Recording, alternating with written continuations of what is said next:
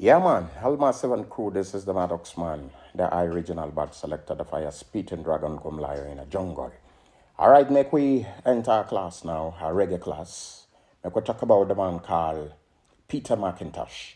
Yes, Peter McIntosh, originally born Winston Hubert McIntosh. So this man was a genius, and he had a way with words. He loved to reconstruct words and turn them to what he wanted. So if Peter had a word and he didn't like the way the word sounded, or he didn't like the meaning that the word connoted, he would reconstruct the word to mean what he wanted it to mean. For example, Peter will not say situation. Every other person will say situation. But Peter Tosh will say shituation. Yeah, man. Original Peter Tosh. So people will say city. Peter Tosh will say shitty.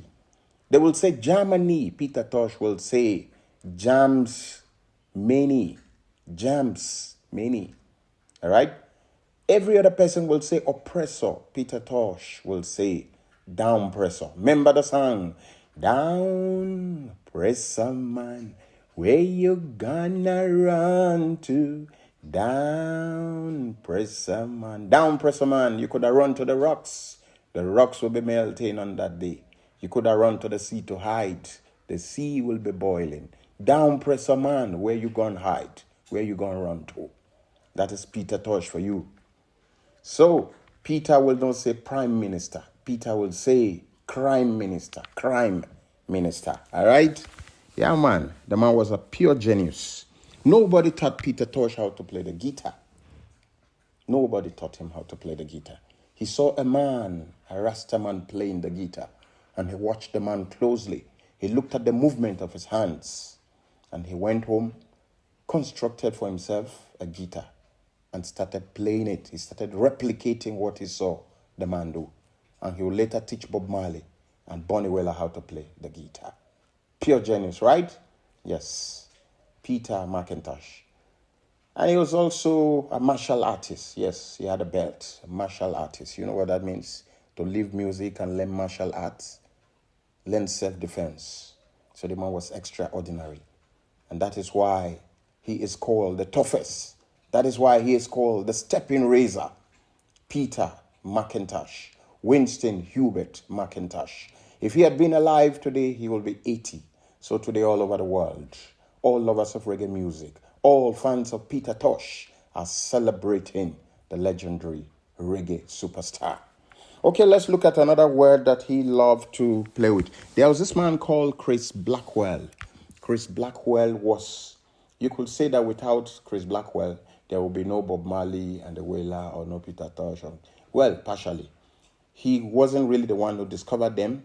There was Joe Higgs also who trained them so much. But he was the big investor who took reggae music to the world. He took their music to the world, not just them playing in the local area in Jamaica. He invested in them, took them on tour, and their music went all over the world. But there's something he did.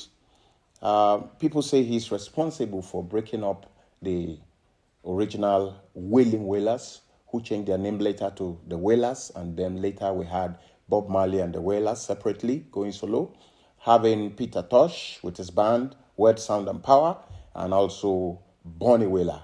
So people say that he was responsible for breaking them up.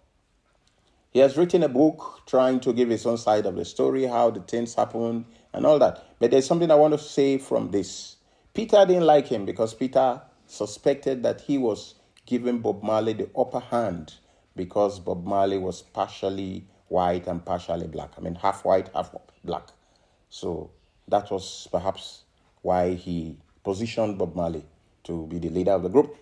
But he said Bob Marley was a natural leader. I don't know what that means. Well, if you look at the story, the experience of Two-Face, Face, and Blackface, I would say Blackface is the Peter Tosh of the group. Well, you know how it happened. Kenny's music coming in as a Chris Blackwell and picking two-face, just like Chris Blackwell picked Mali. So Peter will not call Chris Blackwell. He will call him Chris Whitewurst. So he changed his name. I told you Peter was a genius at reconstructing words. So he will say Whitewurst instead of Blackwell. You see, original Rastas. I mean, the Rastas believe that words have vibrations, and the vibration must be positive. So if a word sounds negative, they try to change it to sound positive. For example, a typical Rasta will not say good morning, because good morning sounds like you are mourning somebody, mourning the death of a loved one. So they will say grand rising instead. So if you wake up in the morning and you say good morning, they'll say grand rising. They don't say good morning, they say grand rising. Respect large, or they say heights. All right? Okay, let's look at some other words that the man reconstructed. So, crime minister. Yes, when you say prime minister, Peter will say crime minister.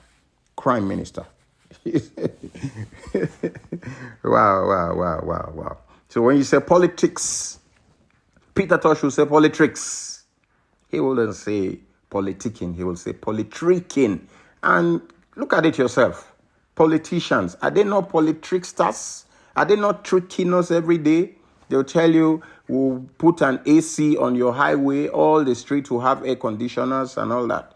But of course, after voting, after they're elected in, all they bring most time is sufferation. So, Peter Tosh will not call them politicians. He will call them politricksters. They come to trick I and I. Another name he reconstructed is George. The George. Yeah, man, talking about the judiciary. Peter Tosh will not call him judge. He will not say judge. He will say grudge. House of Representatives, he will say House of Representative. From House of Representatives, Peter Tosh will say House of Representative. Manager, he will call a manager a damager. So who do you have in your office managing your business? Is he managing your business or is damaging your business?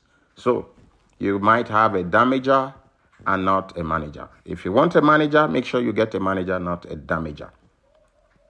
And so on and so on and so on and so forth. Also, there's this bicycle that Peter Tosh loved to ride. Not just a bicycle this time, a unicycle. I don't know if that's the right pronunciation, but it had just one wheel and no hands. So you just find one wheel with your feet on it and you are pedaling like that, pedaling in the air. And he knew how to ride it very, very well.